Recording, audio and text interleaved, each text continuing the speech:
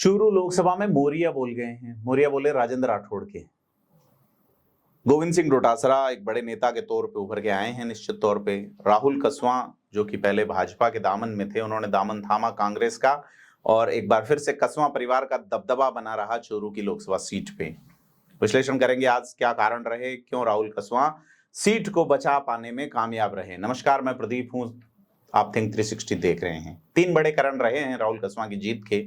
पहला, कांग्रेस का मूल वोट बैंक कांग्रेस में बना रहा। दूसरा, कम्युनिस्ट वोट बैंक जो कि अलग जाता था कांग्रेस में मर्ज हो गया। और तीसरा, जाट वोट बैंक पूरा का पूरा राहुल कसवां की ओर शिफ्ट हो गया।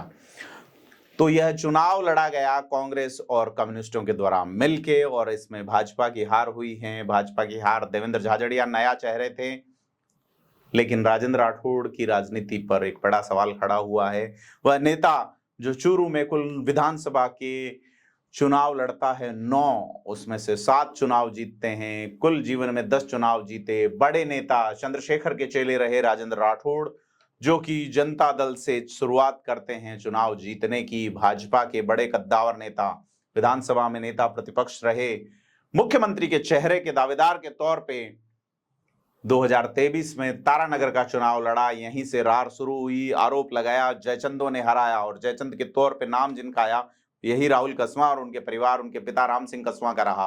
वो राम सिंह कसवां जिनको 1991 में सांसद बनाते वक्त राजेंद्र राठौड़ ने कई तरह की गुगली, कई तरह के खेल रचे थे, ऐसा आरोप लगा राजेंद्र राठौड़ पे। जय सिंह राठौड़ जो कि उस समय बहुत ही उंगलियों पे गिनने लायक वोटों से चुनाव हारे हुए बताए गए। पहले जीत का प्रमाण पत्र दिया गया, बाद में एक फोन और हारे हुए बता दिए गए। राम सिंह कसवां राजनीति में स्थापित होते हैं, भाजपा की स्थापित होते हैं। राजेंद्र राठौड़, दोनों राम लक्ष्मण की जोड़ी के तौर पे पहचाने जाते हैं चूरू में। सियासत भी अलग चीज है, किसी का तीर किसी का कमान में रखती हैं। चूरू में कुछ ऐसा ही चलता रहा। न तो राम सिंह कसवां के बाद में चूरू की राजनीति में कोई जाट नेता भाजपा में बड़ा पनपा और न ही राजपूत नेता राजेंद्र राठौड़ के आने के बाद भाजपा में पनपा। तो पॉलिटिक्स चलती रही।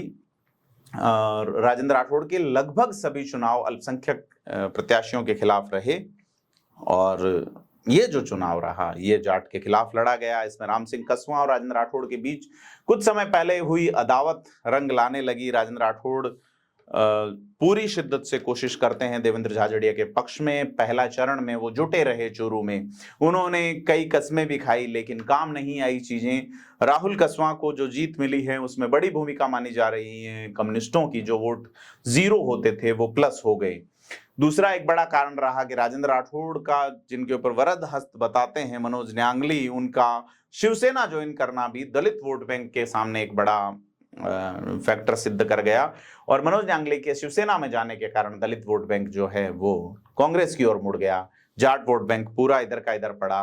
मुस्लिम वोट बैंक बड़ी संख्या में है, मुस्लिम प्रत्याशी कांग्रेस यहीं से उतारती थी। मुसलमानों को एक भी टिकट नहीं मिला, लेकिन मुसलमान मोदी वर्सेस मुस्लिम मामला चूरू में रहा। तो चूरू में ये खेल एक अलग तरीके से रंग ले गया कि इस विधानसभा क्षेत्र में खास करके चूरू जिले की बात करेंगे, 6 विधानसभाओं में से 3 विधायक जाट बने, 1 भाजपा 2 कांग्रेस।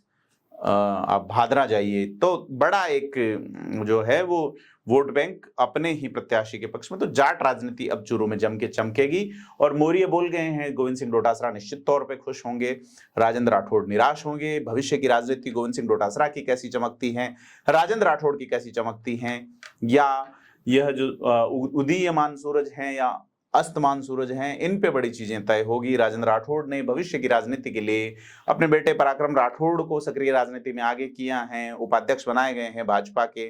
देखते हैं क्या राजेंद्र राठौड़ का नतीजा रहता है।